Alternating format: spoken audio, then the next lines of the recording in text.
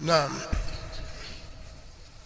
kumalizia muhadhara wetu wa leo kwenye kipengele cha 3 cha uwajibu wa kuifuata manhaji ya salaf salih.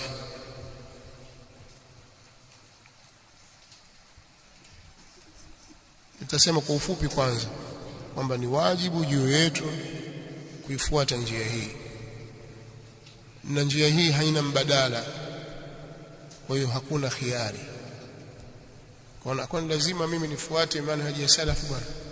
Kwani nikiwa muislamu wa kawaida tu sitakwenda peponi? Swali litakuja, hiyo kawaida unayokusudia wewe ni ipi? Kwamba muislamu wa kawaida tu, muislamu wa kawaida ni yupi? Kaa utafakari vizuri neno hili kwamba muislamu wa kawaida, kwani lazima mimi nifuate salafi bwana?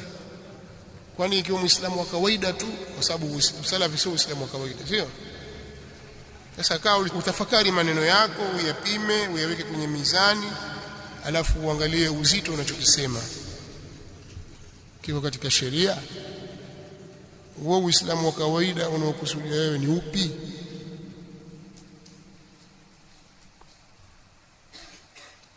Sasa uislamu wa kawaida ni ule wenye wasatia, ambao ni uislamu wa Mtume sallallahu alaihi wasallam. Hakuna ghulu, hakuna uzembe ndani yake, ni ule uislamu wa sawa sawa ambao ndio uislamu wa Mtume Muhammad sallallahu alaihi wasallam na maswahaba zake. Wewe waonaje uislamu? Je, wao walikuwa uislamu wao ni wa kawaida au ni kituko kwako? Lakini ule uislamu uliokuta nao baba zako na babu zako ndio waona wa kawaida, sio? Ule wa Mtume Muhammad sallallahu alaihi wasallam na maswahaba zake, ule ni uislamu wa kituko, wa kimaajabu. Tafakari maneno unayozungumza na maamuzi unayotaka kuyafanya, kwa sababu utaulizwa mbele ya Allah subhanahu wa ta'ala. Lakini lugha ya ufupi kabisa, hakuna mbadala wa manhaji hii, mfumo huu. Hakuna njia mbadala wala hakuna khiari kwako ya kuchagua kwamba ima nichague huku au huku. Ni lazima kufuata njia aliyoiweka Mtume Muhammad sallallahu alaihi wa alihi wasallam.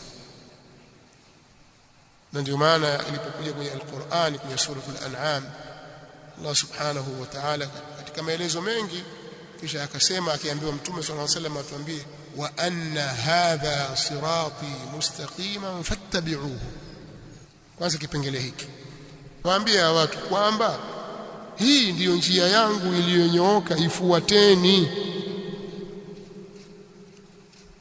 Hiyo ni sehemu ya kwanza. Wala tattabi'u subula fatafarraqa bikum an sabili dhalikum wasaakum bih la'allakum tattaqun. Mtume sallallahu alaihi wasallam anaambiwa maneno haya, na ndiyo anayotusemea, na yapo ndani ya Qur'an. Na wala msizifuate njia nyingine. Kuna njia nyingi, msizifuate hizo. Zitawafarikisheni nyinyi, zitawagaweni nyinyi, na matokeo yake mtaiacha njia yake. Hivyo ndivyo mnavyoamrishwa. Wasia kwa maana ya amri, hiyo ni amri. Dhalikum wasaakum bih, hivyo ndivyo mnavyoamriwa, hivyo mnavyohusiwa kwamba mfanye. Hakuna kukata shauri, ni kufuata. Kwa ni wajibu. Sasa ili kulifafanua zaidi suala hili, Mtume sallallahu alaihi wasallam alipokana maswahaba zake akachora mstari mpana mrefu, khatan tawila, akachora mstari. Alipouchora mstari ule akawaambia, hadha sabili, huu mstari mnaoona hapa ndio njia yangu. Njia yangu iko hivi, imenyooka kama rula au zaidi. Hii ndiyo njia yangu. Kisha akachora pembezoni ya mstari ule, akachora mistari mingine midogo. Hii njia kubwa, alafu njia pana, kisha akachora mistari midogo pembeni, kuliani na kushotoni. Pale ilipokuja wala tattabi'u subula, Mtume sallallahu alaihi wasallam akasema, hadhihi subul, hizi ndio zile njia ndogo zilizotajwa. Wa ala kulli sabilin minha shaytan, katika kila kipengele, kile kichochoro kimoja, kila njia moja juu yake kuna shetani. Kwa njia ya kuifuata ni njia aliyotuchorea Mtume Muhammad sallallahu alayhi wa alihi wasallam, na ni wajibu juu yetu kuifuata, sio khiari.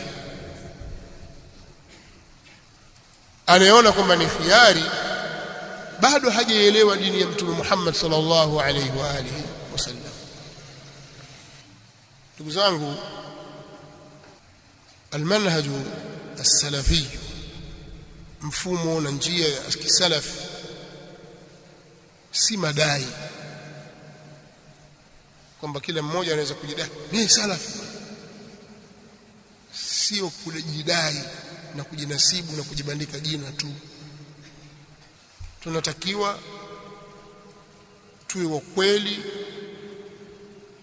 katika kuichukua njia hii na kuifanya ndio maisha yetu, kiimani na itikadi, kadhalika kimatendo na amali, bali hata kiulinganizi. Na hii ndio njia ya haki, na nyingine yoyote itakuwa ni batili. Tusitake kuchagua baadhi tukayaacha mingine. Ni Uislamu kamili. Na ninaposema maneno haya, mtu asije akafikiria kwamba ukishakuwa wewe ni mfuasi wa madhhabi ya salafi basi tayari ushakuwa maasum min adh-dhunub, kwamba wewe sasa umeshakingwa na makosa, hukosei tena. Sio maana yake, sio maana hiyo, kwamba mtu sasa ataka kutaharize wewe kwa sababu ya kosa fulani ulifanya. Sio maana yake, lakini tuzungumza kwa ile maana ya ujumla. Ukisoma maisha ya Mtume sallallahu alaihi wasallam na maswahaba zake utaona kwamba si maana yake. Ukisoma maisha ya salafu salih utaona kwamba sio maana yake. Na hakuna mtu ametolewa katika sunna kwa sababu ya kosa fulani alilofanya, bali ni kwa mfumo fulani aliofuata, ima katika mambo ya imani na itikadi au katika mambo ya ibada. Tayari kashafanya ni mfumo wake huo, sio kosa fulani alilofanya mtu fulani. Sasa utofautishe baina ya hili kuwa ni kosa la mtu fulani kalifanya, kakosea mahali fulani, na kuwa huo ndio mfumo wake yeye na watu wake. Mfumo wao uko hivyo, mfumo wao katika kuamiliana na watu wa bid'a uko hivyo, mfumo wao katika kuamiliana na watawala wao uko hivyo.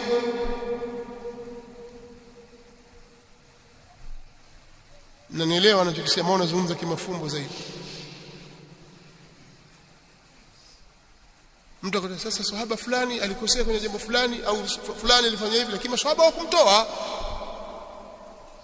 Fulani hivi lakini maswahaba hawakumtoa. Kama utaratibu ndio atoki mtu. Sawa, hakuna mtu atakayetoka, watu wote watakuwa sana, watu wote watakuwa Waislamu tu. Tunaangalia mfumo wako ni upi. Sawa, sisi tunajua kweli umekosea au fulani kakosea, bwana hili lolifanya unajua kwamba hili ni kosa. Tutasikiliza utetezi wako. Sasa ule utetezi wako ndio utakao ujifanya tuambie umo au haumo. Umeelewa?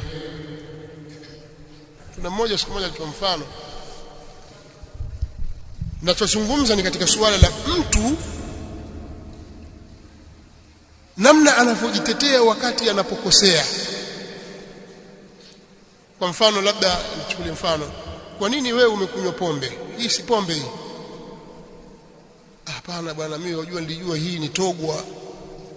Unajua togwa? Mimi nilijua huu ni uji, sikujua kama ni pombe. Basi bwana, kama ukujua afallahu anka, haina neno, sio? Lakini mwingine akwambia kwani pombe ina ubaya gani? yani majibu mawili tofauti, wote wamekunywa. Kuna ndugu yetu mmoja alikuwa atoa mfano, asema mtu mathalan, kuna bwana mmoja alimgusa mwenzake hivi ni makalio yake, alafu alipomgusa, wewe wana vipi bwana? Samahani bwana, nilijua mke wangu. Unaonaje udhuru huo? Udhuru na sababu aliyotoa ni mbaya zaidi kuliko kosa alilofanya. Ndio hao mashekhe hao wanaotetea bid'a na uhizbia, watakutetea jambo ambaye bwana sio kama mtu mtoa tu. Kwani yeye aelezaje katika kutoa udhuru wake? Yeye asemaje? Kosa umelifanya, hili ni kosa. Ukikuta salaf, mbona umefanya makosa? Wallahi mimi sikujua, nilitatizika katika jambo hili, sikujua. Mimi nilikuwa nafahamu kuna 1 2 3, lakini msingi kweli wa dawa salafia jambo hili halifai kutaamali na watu wa bid'a. Mimi sikufikiria jambo hili kwamba kuna hivi na hivi na hivi, Allah nisamehe makosa. Lakini mwingine anakuambia kwani kuna ubaya gani bwana, sisi sote waislamu bwana, ikhtilafu ziko, hata enzi za mtume sallallahu alayhi wasallam kuweko bwana, waliambiwa kaswali kwa Bani Quraidha bwana, asiswali yoyote al-asr isipokuwa kwa Bani Quraidha bwana, wengine wakaswali njiani lakini hawakutoana. Huyu mzushi, harufu yatoka ya uzushi kupitia maneno yake. Mnaelewa anachokisema? Kwa hiyo turudi katika maudhui yetu. Nimetaka kusema nini hapa? Kama mko hadhir, nataka kusema kitu gani mpaka nimesema maneno haya? Naam, hata ukikaa pia sema kwa sauti tu. Nataka kusema nini? Sijakuwa nasema peke yangu. Kimfumo haupo, mnielewa? Asante, wewe mnielewa vizuri zaidi tena, jazakallahu khairan. Lazima tutofautishe baina ya vitu hivi. Wewe mfumo wako upi katika kuelekea makosa? Kosa ni kosa au lile ulifanya si kosa? Kwa hiyo kuna watu wana mifumo, hata kama ulichokifanya ni kitu kidogo.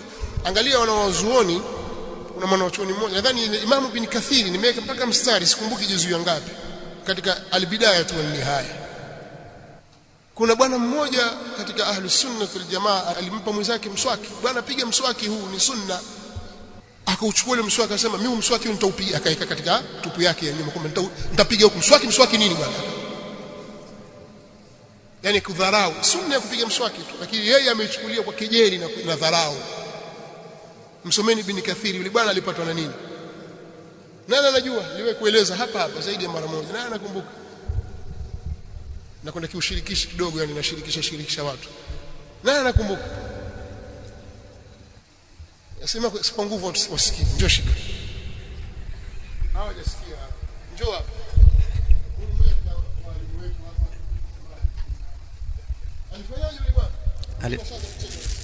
Alipata ujauzito na akajifungua.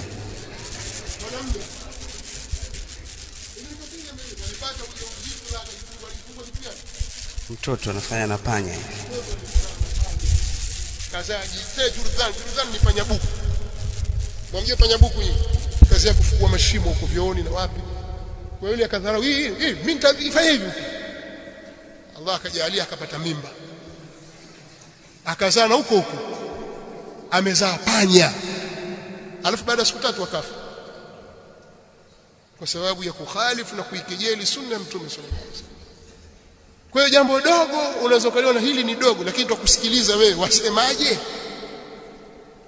Wewe wachukulia hii sunna ndefu kama fagio, wakufuru kutoka kwenye Uislamu. Sio kwamba wewe wao kwamba bana sasa umekuwa bid'a, sasa ushakufuru. Kwa sababu gani?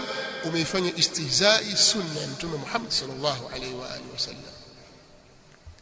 Sasa ikiwa wewe ndio mfumo wako huo katika kuamiliana na bid'a na kuyatolea ufafanuzi matukio, ni kinyume na njia ya as-salafu salih, wajitoa mwenyewe kwenye njia yako. Kwa ni lazima sisi tubaki katika njia, tuifuate njia ya as-salafu salih. Ni wajibu juu yetu. Lau kama si kuchunga muda na kufuata miongozo iliyowekwa, basi ningeendelea zaidi ya hapa. Maudhui hii ni maudhui pana, maudhui kubwa. Nimeamua kupita njia hii kwa sababu hii maudhui, ili mtu azungumze kwa wasaa wake vizuri kabisa, kwa mtiririko wake, itakiwa anze baada ya asr. Lakini ratiba zilivyo, mtasikiliza darasa nyingine huko siku nyingine katika mihadhara yetu mingine. Tunatakiwa tuzungumze kitu kwa ufupi kabisa, na ufupi wenyewe ndio huu. Wa illa kuna mambo mengi. Kwa nini sasa sisi tumejitokeza na kuilingania da'wa hii? Kama kuna watu wanasema kwamba sisi tulikuwepo tangu zamani tukilingania salafia, sawa, lakini tunataka kuiona ile salafia ya kweli. Ndio hiyo hakika ya manhaji ya salaf, ndio hiyo au ni madai tu? Mifumo yenu nyinyi na watawala wenu, mifumo yenu nyinyi na maduati wanaolingania kwenye sunna na nje ya sunna, ahlul bid'ah wal ahwa, mifumo yenu na jamaa za takfiri, nyinyi mna msimamo gani kuhusu makhawarij na jamaatu takfiri? Misimamo yenu ni ipi? Kauli zenu ni zipi? Mwasemaje kuhusu mambo ya maandamano na migomo? Msimamo wenu ni upi? Mwasemaje kuhusu watawala? Mwasemaje kuhusu maulama waliosimama katika njia ya sawa, njia ya haki? Msimamo wenu ni upi? Kwa wanaozuoni na walinganizi wa bid'a, msimamo wenu ni upi? Jibainisheni. Mkijibainisha watu watawafahamu, sababu dawa iko wazi, na sio masala ya kulalamika na kudai tutapewa red card. Hakuna kutoa red card. Sisi ni nyinyi wenyewe mwajitoa katika njia. Mwasemaje nyinyi kuhusu watawala? Awe mtawala mathalan ni Muislamu katika nchi ya Kiislamu, msimamo wenu ni upi? Mtawala wa Kiislamu katika nchi isiyokuwa ya Kiislamu, msimamo wenu ni upi? Mtawala asiyekuwa Muislamu katika nchi isiyokuwa ya Kiislamu, msimamo wenu ni upi? Mtawala katika nchi ambayo Waislamu wana uhuru wa kuabudu na kufanya mambo yao, msimamo wenu ni upi? Watawala na mfumo ya kinchi ambayo Waislamu katika nchi hiyo hawana uhuru wa kueneza dini yao, msimamo wenu ni upi? Bainisheni msimamo wenu, bayinu lana msimamo yenu nyinyi kuhusu maandamano na migomo. Sisi dawa salafia tangu wakati huo huko nyuma tutazungumza mambo ya maandamano na migomo, ni vitu visivyofaa. Lakini kuna makundi jinasibisha na sunna, ilikuwa ndio mifumo yao, maandamano na migomo. Maandamano na migomo ya sensa ilipita hapa, na watu wanaojinasibisha kuwa ni watu wa sunna, lakini wana kigeugeu, leo wasema hivi, leo wasema hivi. Lakini dawa salafia imesimama katika msimamo wake ule ule, haubadiliki. Na kauli zipi juu ya watu wa bid'a hao, mnataamali nao vipi na mnaishi nao vipi? Mtu yuko na makhawarij na firaku nyingine, mashia au maibadhi ndio wenzake, nyinyi mtaamali naye vipi? Mwamchukuliaje mtu huyu? Wasemaje? Kauli yenu ipi? Bainisheni. Na nielewa ninachosema, si kudai tu. Sasa hao kazi yao kulalamika tu. Kuna baadhi ya watu kazi yao kulalamika tu, sisi tangu zamani salafia, tangu zamani bwana. Sawa, kama wewe ni dai, ni mlinganizi wa da'wa salafia, alhamdulillah, khair, bainisha msimamo wako kwa watu. Lakini talbisi katika dini ni kitu kisichofaa. Kwa ufupi namalizia maudhui yangu kwa kusema hivi, nimezungumza mambo matatu. Katika mazungumzo yote haya nimezungumza nukta tatu. Nimejaribu kuelezea as-salafi ni kina nani. Hiyo chukua nukta hizo. As-salafi ni kina nani? Masalaf, as-salafiyun, na kuna as-salaf wenye kujinasibisha na as-salaf, alafu kuna hao salafu wenyewe. Sasa as-salaf ni maswahaba na wanafunzi wa maswahaba ambao wanaitwa tabi'in, na wanafunzi wa maswahaba atba'u tabi'in, na wale watu walioishi ndani ya zile karne tatu bora, hao wanaitwa as-salafu salih. Sisi tunaojinasibu na wale ni as-salafiyun, ni wafuasi wa wale salaf, na hakuna vibaya kujinasibisha na hilo. Hii nukta ya kwanza. Nukta ya pili ni fadhila za watu kushikamana na njia hii. Katika fadhila kubwa ni kupata ahadi ambayo Allah subhanahu wa ta'ala ameahidi kuwapa wale waliotutangulia. Ni radhi, kupata radhi za Allah subhanahu wa ta'ala. Kama sisi tutawafuata wale, tutapata radhi za Allah subhanahu wa ta'ala. lakini pia itakuwa ni sababu ya kuingia katika aljanna. Nasallallahu ta'ala alfirdaus al'ala. Kwa hizi katika fadhila, na aya zilizokuja na hadithi zilizokuja kutaja fadhila ni nyingi, nikataja kidogo tu. Lakini jambo jingine ni uwajibu na ulazima wa sisi kufuata njia hiyo, hakuna khiari. Wa anna hadha sirati mustaqima fattabi'uhu wa la tattabi'u as-subula fatafarraqa bikum an sabili. Kwa mtu akwambia kuna kikundi Hizbu Salafi, ni mtu anapaparika, hana cha kusema. Lakini sisi tunasema huu ni mfumo wa maisha yetu ya kidini na dunia, tunataka tuishi katika hali hiyo. Tukienda na hali hizo na mfumo huo, basi tutasalimika sisi. Wengine kwamba watakuja sasa, kama nyinyi mfuata Salafi, maswahaba walikuwa wakipanda punda. Huyu ni mjinga wa kwanza. Sawa? Mjinga wa kwanza huyo, atakiwa aeleweshwe. Mnaelewa sio? Hajajua dini huyu, muhurumieni, atakiwa aeleweshwe. Hao ni kama wale wanaosema sasa, kama hii bid'a, mbona mafeni msikitini, makapet, mbona mapanda ndege kwenda hija? Huyu yuko mbali katika usingizi mzito, mbali hata kama kasoma, mbali kabisa, hajajua watu wanazungumza kitu gani. Ni kama vile watu wanazungumza mazungumzo ya maana afu kukurupuka, alafu tutakuchangia hapo hapo. Watu kwa wadi wa anta fi wadi akhar. Ndio huyu sasa azungumza vitu havipo kabisa, havihusiani, lakini kwa sababu hajaelewa, ni mtu wa kumhurumia. Hata ukimwona amevaa kilemba kikubwa sana, kilemba si vazi tu, siweza kwenda Uturuki na ukanunua kilemba la Uturuki lile kubwa hivi, kama umevaa watermelon hapa kichwani, umevaa kama umevaa nini, umevaa tikiti kubwa, si umevaa tu na joho lako, kwani kuna shida gani? Mavazi ni kuvaa ni kitu kingine na elimu ni kitu kingine. Kwa hiyo katika fadhila zinazopatikana ndani yake katika wajibu, ni uwajibu wa kufuata manhaji hii na njia hii ya salafu salih. Kwa mtu asije kukubaisha, mbona mpandi punda, mbona mfanyi hivi, huyo hajaelewa, hatakiwa akae chini asome. Kwa hiyo inshallah katika muhadhara utakaofuatia kuna baadhi ya vipengele naona kama havikuelezwa hapa, lakini mimi nitakuja kuvieleza inshallah katika muhadhara wa kesho. Nazo zile ni daaim za da'wa salafia, misingi ambayo imejengwa juu yake ya da'wa salafia. Lakini pia nitakuja kueleza hatari ya watu kuikhalifu njia hii na matokeo yake, matokeo ya watu kuikhalifu njia hii. Tusitarajie kheri panapotokea mukhalafa, ukiukwaji wa njia hii. Tusitarajie kheri, tutarajie shari juu ya shari kwa ukiukwaji wa njia hii. Tutalaumiana, tutaonyeshana vidole, lakini maadamu tumeikiuka njia hii, tusitarajie kheri yoyote, na kheri iko kwenye kuifuata njia hii. Lakini pia insha Allah katika muhadhara wa kesho tutajaribu kuelezea maulama wetu waliosimama katika njia hii, hasa katika zama hizi. Wa ila tuweza kueleza mtiririko maulama tangu karne hizo, kwa sababu wanaozuoni wametaja, kina Abu Hatim Ar-Razi wametaja kwenye vitabu vyao, kwenye kipindi hiki alikuwepo fulani na fulani na fulani na fulani na fulani katika mji fulani na mji fulani na mji fulani, kisha wakaja wakina fulani katika mji fulani na mji fulani, ametaja mpaka wakati wake. Wakaja wengine wakataja kutoka pale mpaka wakati wao, mambo yote yametajwa kwenye vitabu. Sasa sisi tutakatutaje katika hizi zama zetu tu maulama wetu waliosimama katika njia ya haki, na namna watu wa batili wanavyopiga vita kwa dhulma na uadui na mingineyo inshallah tutakufuatia baada ya hapo.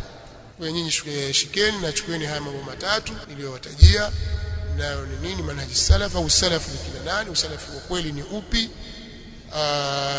fadhila za kufuata manhaji hii pamoja na uwajibu wa kufuata manhaji hii na njia. Kisha manhaji inakusudia mfumo na njia. Naomba kuishia hapa, basi utakuwa kuna utaratibu wa kujibu maswali. Nasema kuna baadhi ya mikhalafa wao wameiacha, kama vile kugomea sensa. Tushaacha mambo yale, kwa mtusamee, ndio sisi masalafi sasa wamuomba msamaha nani? Wanamuomba msamaha nani? Kwani sisi ni kama kule madhabahuni kwamba ukishafanya makosa ukaungame kwa fulani na fulani?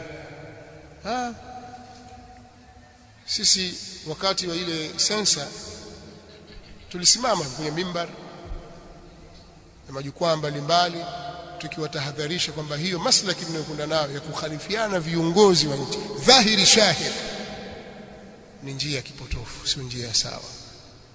Mwaweza kuwafikishia, wafikishieni, lakini kusema kwenye mimbar na kufanya migomo na kadha na hii si jambo la sawa. Tukapigwa vita, magazeti yao yakaandika, wakatoa kwenye maridio, watupiga vita sisi. Hao vibaraka wa Marekani hao, mtumwa na Wayahudi hao, Mossad walipwa kutoka Marekani. Mpaka tukasema basi kama Marekani waamrisha watu wasome dini, ikawa watu kazi yao kusomeshana dini na kuamrisha wanawake wao vae hijab na kuiweka mbali na mambo ya shubha, basi watakuwa wao ndio wenye Uislamu wa kweli. Basi wafaa. Lakini hayo maneno tu mtuambia sisi ya kidhulma, hakuna ukweli huo. Lakini wakatusema kweli, lakini sasa tukurudi nyuma, wanaonyesha kwamba ile njia waliyotumia ilikuwa si sawa, njia ya migomo na hii njia za maandamano. Wao sera yao hasa ni migomo na maandamano. Tunajua haya mambo wameyatoa wapi, kwa sababu huu ndio mfumo wa dawa ya Ikhwanul Muslimin dunia nzima. Tangu ilipoasisiwa Muslim Brotherhood, mfumo wao ni hivyo. Kwa hiyo mfumo ule umeathiri katika vikundi mbalimbali katika kila nchi. Kwa hiyo wao hawakuingia kule bahati mbaya, wameingia kimkakati na kimfumo. Sasa sisi tuwatahadharisha watu, huo ni mfumo wa Ikhwanul Muslimin, si sawa. Sasa wasiseme kwamba wameacha mambo ya sensa, waseme wameuacha uikhwani, usururi wameuacha, wamerudi katika njia ya sawa. Wazungumze kwa Waislamu, wabainishe kwamba jamani, ile njia na ile maslaki sio ya sawa.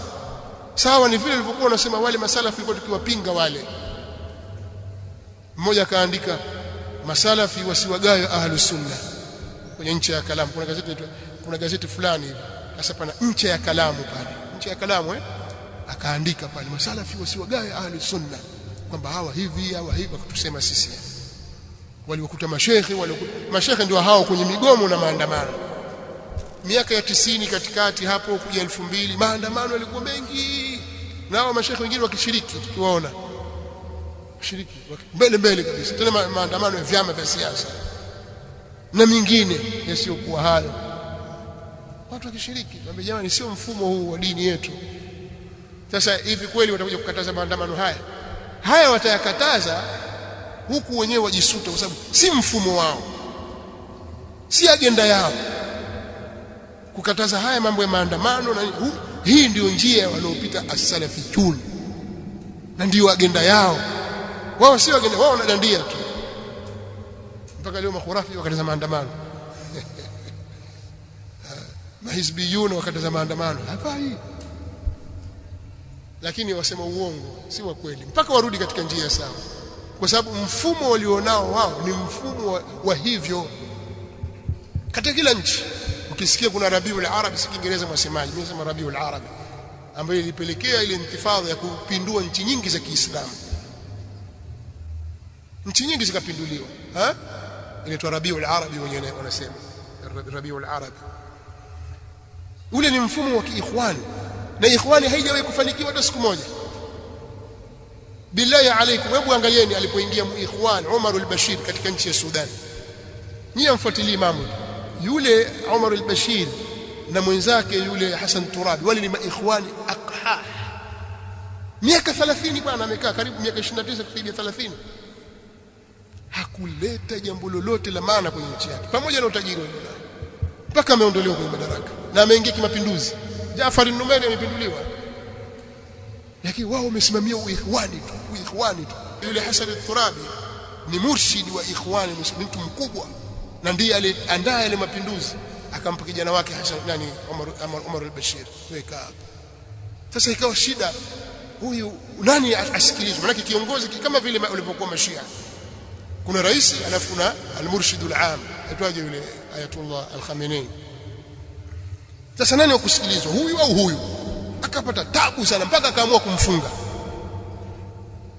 Lakini hebu iangalie ile nchi yake ilivyoipeleka kwa miaka 29 kwenda 30. Hakuwa na khairi yoyote katika nchi yake. Jambo letu la maana hajafanya zaidi ya kuigawa nchi vipande vipande, akawagawa watu walioganyia. Mfuatilizi siasa, mna mambo yenu mbali na vyanzo vyenu vya taarifa ni mbali vya ovyo kabisa. Kwa hiyo tafsiri zenu za matukio pia ni tafsiri za ovyo, lakini wakawa wanapanga mambo ya kuzipindua nchi fulani ipinduliwe, nchi fulani ipinduliwe, Misri ipinduliwe, aondolewe Hosni Mubarak, aondolewe Ali Abdullah Saleh al-Ahmari kule Yemen, aondolewe Abdul Aziz Bouteflika, aondolewe. Yani wao kuondoa kupindua nchi zikaharibika kabisa. Ndio mifumo yao. Hasa niambieni, katika nchi zote zilizopinduliwa ambazo maikhwani walikuwa na mikono wakisaidiwa na nchi za magharibi nyuma, ni nchi gani ilipata faida kwa mapinduzi hayo? Nchi gani? Libya mpaka leo, tangu 2012. Yemen mpaka leo, na nchi nyingine sami wala haraj. Lakini hizi ndizo harakati za ikhwan muslimin, la khaira fiha, hakuna khairi ndani yake, na waandishi wake ni waongo kwa jina la Uislamu. Kwa hiyo hao jamaa hao watakiwa jisalimishe katika njia sawa sawa, waachane na ikhwani, warudi katika njia ya haki, njia ya salafu salih. Na maneno yao, vitendo vyao vitaonyesha kwa watu kwamba sio lazima wakaungame kwa mtu fulani. Hakuna mambo ya kuungama kwa mtu fulani. Wewe una vyombo vya habari, una njia zako za kuzungumza da'wa salafia, iweke wazi mfumo wako ni upi, maulama wako unawarejea ni kina nani, msimamo wako wewe kuhusu mambo kama haya ni upi, msimamo wako kuhusu watu wa bid'a na wengine ni upi. Usinganganie kwamba khilafu iko. Watu wote duniani wanaosoma ilmu ya dini na ilmu ya usuli fiqh wajua khilafu iko, lakini khilafu ziko khilafu zenye kuzingatiwa na ambazo hazizingatiwi katika dini ya Allah subhanahu wa ta'ala. Nasallallahu lana wa lakum al-afiyah wassalam. Eti turuhusu maswali bado yaendelee? Sitosha. Mkisema nimuulize maswali mtasema sana. Tosha leo. Inshallah kesho pengine tutapata nafasi ya maswali. Pengine hawa tutakuuliza sasa hivi atajibika kesho. Tuwe na subra katika jambo letu. Wallahu ta'ala a'lam. Leo nimeamua kupita njia hii. Sasa sijui imeeleweka vizuri au hapana. نسأل الله لنا ولكم العافية والسلامة. سبحانك اللهم وبحمدك واشهد أن لا إله إلا أنت استغفرك وأتوب إليك. سؤال